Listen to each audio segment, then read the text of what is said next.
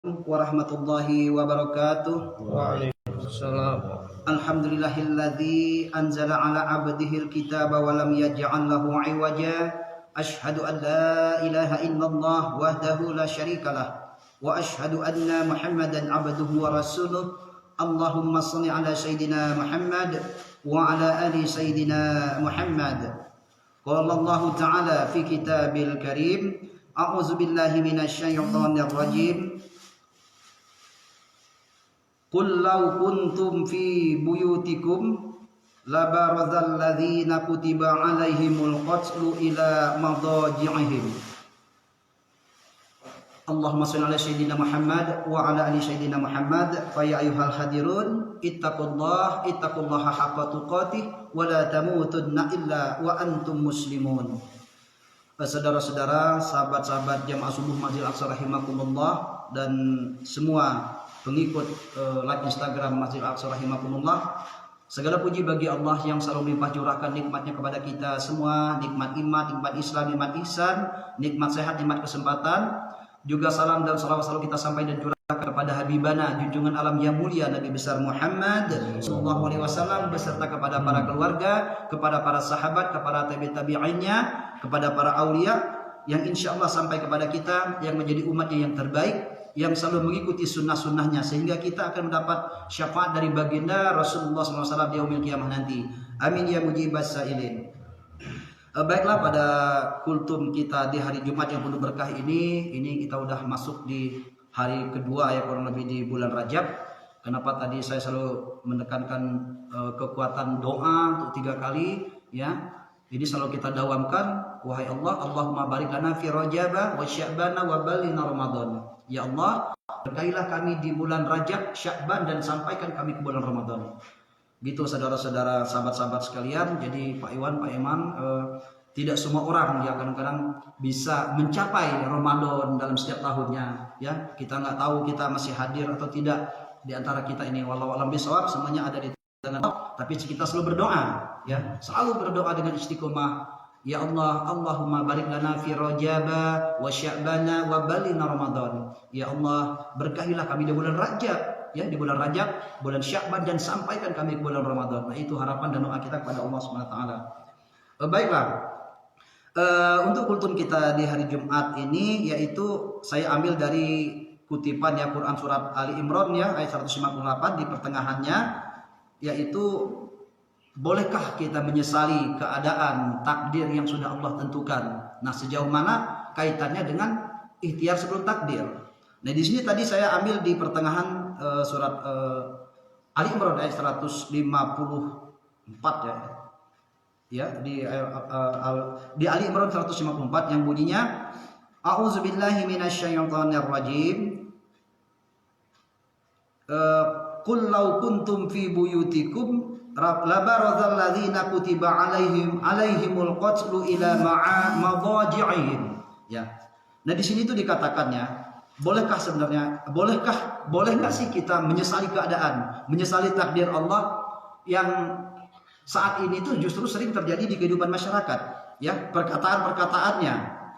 Jadi Allah mengatakan di sini ya, di Quran surah Ali Imran 154 ini, katakanlah Muhammad, meskipun kamu ada di rumahmu, niscaya orang-orang yang telah ditetapkan akan mati terbunuh itu keluar juga ke tempat-tempat mereka terbunuh.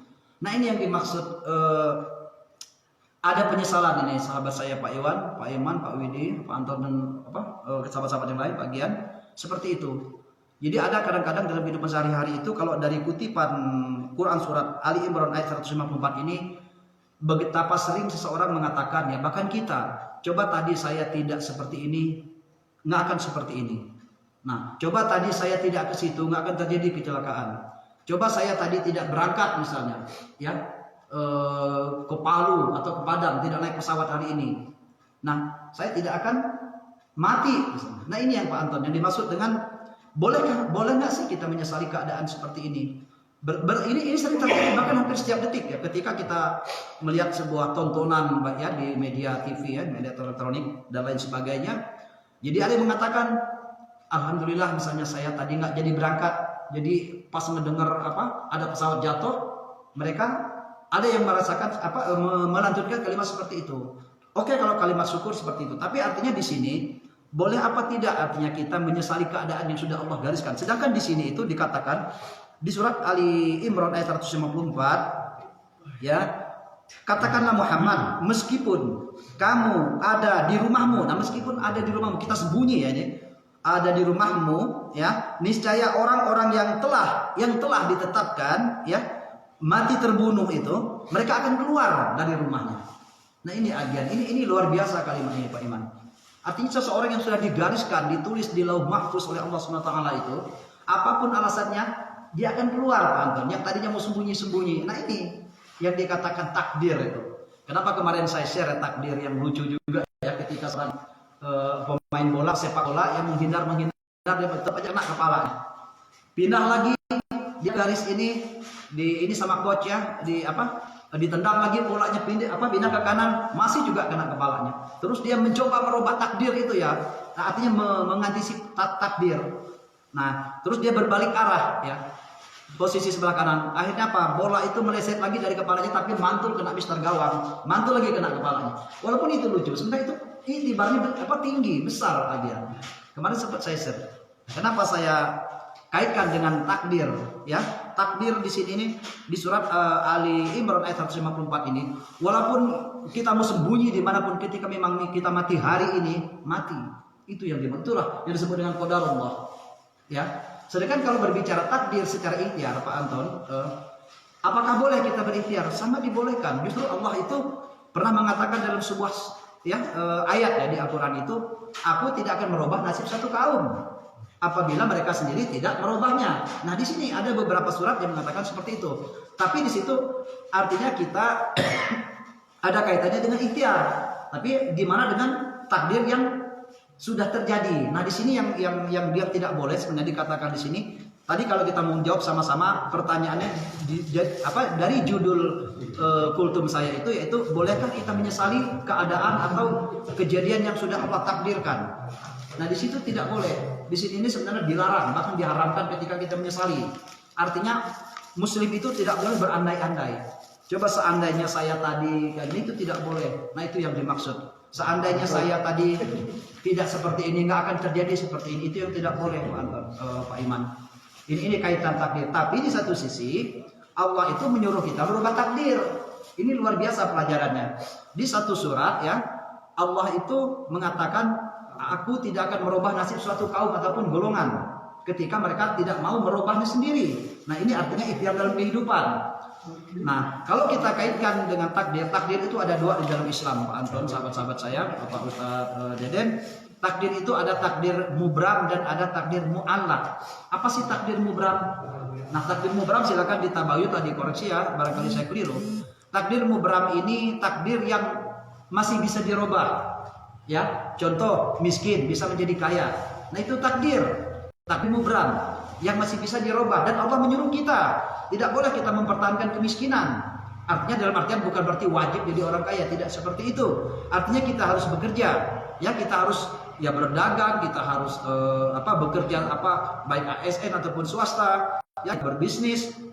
Nah itu takdir mubram itu Allah menyuruh kita merubah nasib. Ada kaitannya dengan Quran tadi. Quran surat berapa yang tadi saya sebutkan. Tapi kalau yang kita kaitkan dengan takdir yang pagi ini nih, di sini takdir mu'allaq. Ya, takdir mu'allaq ini takdir tidak bisa dirubah. Nah, yang kadang-kadang kita sendiri ketakutan ya, kok takdir tidak bisa dirubah? Apa contohnya yang tadi? Jadi Allah mengatakan di surat Ali Imran ayat 154 di pertengahannya, katakanlah Muhammad, meskipun kamu ada di rumahmu, ya, niscaya orang-orang yang telah ditetapkan akan mati terbunuh itu akan keluar juga ke tempat-tempat yang mereka terbunuh. Jadi gimana pun mereka mau mempertahankan mereka, kayak misteri sekali ya. kayak misteri sekali. Jadi orang tuh bersembunyi dari takdir itu, dia udah berupaya seperti sudah ada prepare, ada persiapan. Tapi dari berbagai cara Allah itu membuat mereka itu untuk terbunuh hari itu. Nah ini keterangan dari Quran surat Ali Imran ayat 154 ini. Nah apa yang termaktub ya tersurat di sini? Jadi ketika gimana pun kita mau menentang takdir itu tidak akan bisa kalau memang sudah tertulis di Lauh Mahfuz. Nah, ini yang tidak boleh kita kita sesali, tidak boleh kita sesali. Nah, kenapa artinya saya tekankan di sini ini betapa banyak kita dan orang lain saat ini, bahkan masyarakat ya secara umum lah sering menyesali keadaan, yaitu sering kali kita mendengar kalimat-kalimat penyesalan, yaitu coba tadi saya tidak ke situ, coba saya tidak ke arah Bandung tadi, tidak akan terjadi tabrakan beruntun di Saung Nini misalnya. Itu salah satu yang dimaksud di Quran surat Ali Imran ini, Pak. Ini nggak bisa, hal itu harus terjadi. Nah, ada juga orang yang tidak misalnya batal niatnya itu. Nah, itu konsepnya beda lagi ya. Konsep bahwa memang dia ditakdirkan Allah itu untuk tidak mati hari itu, atau artinya tidak terjadi kecelakaan hari itu. Bahkan dia batal niat misalnya. Nah, ini tapi kaitannya dengan merubah nasib yang itu tadi agak melebar. Ya. Jadi yang dimaksud di Quran surat Ali Imran 154 ini lebih ke takdir mu'allaq, takdir yang sudah dipastikan oleh Allah. Nah, takdir sudah dipastikan ini, mau berencana gimana pun kita tidak bisa merubahnya, Pak Anton. Ini tidak bisa. Contoh, bayi perempuan, dia tetap perempuan, tidak bisa kita minta laki-laki. Nah, akhirnya timbul sebuah konsep artinya pelanggaran kodrat. Ya, dengan alasan hak azazi. Ada orang misalnya dengan istilah gender sekarang ya, merubah ini gini payudara segala macam, itu diharamkan oleh Allah SWT. Itu Allah sangat melaknat. Tapi konsep di dunia, bahkan ini kita udah dibikin paradigma terbalik bahwa ini hak azazi, Pak Iman, yang misalnya agak terong-terongan, cabe-cabean kayak gitu. Dengan konsep-konsep seperti itu, ya. Itulah konsep-konsep Dajjal itu seperti itu dengan seluruh dunia, bahkan ada kaum guys ya, kaum lesbi, dengan alasan Pak Bayu hak azazi. Itu Al-Qur'an di Al-Qur'an itu Allah sangat melaknatnya karena mereka udah jelas. Nah, itu penyakit hati, penyakit mental yang ya hati-hati juga. Ini sebuah pelajaran buat kita semua ya, kita yang punya anak ya, mohon maaf, hati-hati cara menggunakan pakaian anak-anak walaupun itu berbentuk canda. Hati-hati, jangan anak laki-laki pakai kerudung supaya bikin lucu, jangan, hati-hati. Itu sebuah garis kehidupan nanti yang akan jadi fatal. Nah, ini pesan moral ya Pak Bayu. Ketika anak perempuan dibikin ada kumis-kumis misalnya, itu nggak boleh. Karena itu tidak ada kebetulan bagi Allah. Oh, orang ini maunya seperti ini nih. Hati-hati ya. Itu doa kita, perbuatan dan perkataan itu doa. Apalagi ke anak-anak sekarang, apalagi mau Agustusan misalnya, dibikin lucu-lucuan. Ya, hati-hati. Walaupun konsepnya untuk lucu-lucuan, tapi setidaknya janganlah kita menyerupai ya. Betul, kemarin sepakat ya, masih berulang-ulang ya kalimat ini, kita sepakat untuk tidak bela-bela seperti itu, misalnya kata sahabat kita Pak Dino ataupun Pak Iwan, setuju seperti itu. Nah, jadi ketika Allah sudah menetapkan garis seseorang itu untuk terjadi takdir keburukan ya, di sini lebih keburukan takdirnya, dia terbunuh, dia mau bersembunyi dimanapun itu nggak bisa. Soalnya pernah saya waktu itu ngelihat sebuah video ya, mohon maaf nih, ini live IG lagi ya. Ada seorang, artinya dia dengan sehat walafiat lah, artinya dengan segala ininya kesehatannya, dia menabrak seekor mohon maaf binatang itu di Papua ya. Dia akhirnya mati di situ, dibunuh oleh orang-orang itu hanya gara-gara binatang itu tertabrak mobil. Itu ya, itulah salah satu masuk dari sini itu takdir buat dia. Karena saking sayangnya orang-orang sana itu dengan salah satu binatang yang mereka anggap lebih dihargai gitu Pak. Itu terjadi padahal dia sudah mencoba untuk lari ke sana kemari dengan badan masih muda, mungkin seusia Pak Gia atau Pak Bayu, dia terbunuh itu di kejadian kita. Ya, seperti itu udah takdir, kadang-kadang mengerikan ya kalau dipikir. Takdir itu kita tidak bisa melompat ke sana kemari Pak Iman. Tetap kalau jadi ya jadi Pak. Artinya kalau kita terjadi trik juga, kadang mungkin saya dari keluarga pribadi, udah Bang jangan berangkat hari ini gitu. Kalau saya nggak berangkat juga ya mungkin takdir saya masih selamat hari itu untuk tidak terjadi gitu kan. Tapi kalau kita berangkat juga masih terjadi ya sudah. Nah, ini yang dimaksud dengan takdir mu'allaq di sini, yang tidak bisa kita rubah lagi Pak Bayu. Jadi takdir itu ada dua. Jadi takdir mubram dan takdir mu'allaq. Takdir mubram itu takdir yang masih bisa dirubah. Jadi pesan moral dalam kajian pagi ini tidak boleh kita menyerah dengan takdir intinya. Jangan apa-apa, ya sudah nasib saya. Kan sering orang yang gampang putus asa itu seperti itu Pak Widi. Ini sudah nasib saya kok, mau gimana juga kita nggak akan bisa kaya kok. Nggak boleh seperti itu. Karena Allah itu selalu mengatakan kepada kita itu la tahzan innallaha ma'ana, jangan bersedih. Allah itu bersama kita selalu, agian, ya. Tidak boleh kita menyerah dengan nasib. Harus dirubah nasib itu. Terserah nanti Allah mau mengabulkan atau tidak, itu hak prerogatif Allah SWT. Jadi kita tidak punya hak untuk mengintervensi Allah. Bahkan nggak bisa. Memang bisa kita mengintervensi Allah SWT? Nggak bisa, Pak Iwan. Jadi kalau sudah terjadi. Tapi Allah mewajibkan bahwa kita itu harus merubah nasib. Nah ini, jadi keterangan-keterangan kajian dari Quran surah Al-Imran 154 ini seperti itu. Jadi ada dua sisi ya. Jadi yang di satu sisi kita sudah takdirnya seperti itu, mau digimanapun juga, ya baik yang terburuk sekalipun itu sudah yang terbaik menurut Allah. Terburuk menurut kita itu terbaik menurut Allah. Seperti terburuk menurut kita, misalnya orang ditabrak kereta kayak yang buruk itu terbaik. Allah maunya seperti itu. Karena apa? Banyak pesan-pesan positif di dalamnya. Ya syahid, orang ditabrak kereta insya Allah dia syahid. Ya kecuali menabrakkan diri beda. Tapi ketika orang itu mati ditabrak mobil, ya ditabrak kereta, jatuh dari pesawat, ya tanpa dia itu, ya untuk muslim-muslim yang taat ya maksudnya. Tapi insya Allah seperti itu ya keterangannya. Ya tidak boleh bunuh diri, menabrakkan diri ke kereta api, itu nggak boleh, tapi sakit seperti itu. Jadi betapa tidak bolehnya sebenarnya menyesali keadaan. Kenapa kita dituntut oleh Allah SWT apapun keadaannya selalu mengatakan alhamdulillah ala kulli hal. Segala puji bagi Allah dalam kondisi apapun. Jadi kita tidak cukup dengan hanya alhamdulillahirabbil alamin. Segala puji bagi Allah Tuhan kita serta karena kita mendapat kenikmatan. Tidak seperti itu. Nah ini kalimat ini harus juga kita walaupun kita agak sakit misalnya, ya udah alhamdulillah ala kulli hal. Segala puji kita memuji Allah kan Bayu, walaupun dalam kondisi apapun. Jadi tidak hanya selama ini kita tahu misalnya alhamdulillahirabbil alamin, segala puji bagi Allah Tuhan kita serta Tuhan pencipta alam semesta karena kita mendapat kenikmatan. Nah, gimana kalau kita mendapat ketidaknyamanan? Ucapkanlah alhamdulillah ala kulli hal. Segala puji bagi Allah dalam kondisi apapun. Nah itu. Ya jadi mau sekali lagi mau menghindar segimanapun kita Pak Iman, Pak DKM juga ketika itu sudah jadi takdir, Pak dikatakan di Quran surat Ali Imran ayat 154 ini kita tidak bisa menghindar dari itu, ya. Ada orang ingin mencoba mempertahankan misalnya mohon maaf ya, karena kebakhilan ya, karena dia bakhil, karena dia pelit untuk tidak bersedekah. Itu hati-hati Pak. Oke misalnya, wah saya daripada saya sedekah jadi berkurang harta saya, silakan lakukan. Saya ingin tahu. Pasti ketika Allah udah membuat sebuah tuntunan hidup ya, jangan sampai Allah paksakan lagian. Ada orang yang pelit dan auzubillah Pak, dia kumpul terus harta itu supaya jangan keluar. Akhirnya apa? Terjadi yang tidak dia inginkan. Ya, jadi Allah paksa. Jadi artinya kita hidupnya jangan sampai Allah paksa kita untuk berbuat baik. Lebih baik inisiatif. Jadi Allah udah ciptakan sifat-sifat di diri kita yang gunakan dengan baik. Ada orang yang sifatnya pelit, auzubillah. Jadi pelit, jadi kesana asal urusan ini pasti nggak mau. Ya hati-hati. Oke, silakan pertahankan.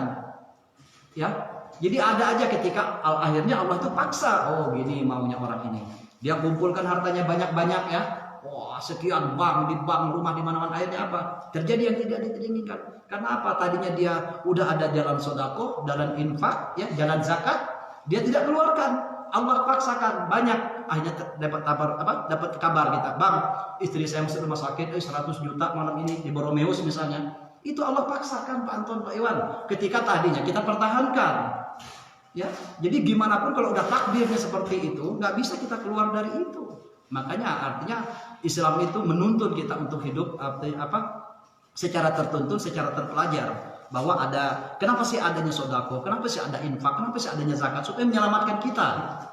Itu tujuan Allah itu sempurna luar biasa, tidak pernah Allah itu untuk menyesatkan kita, ya.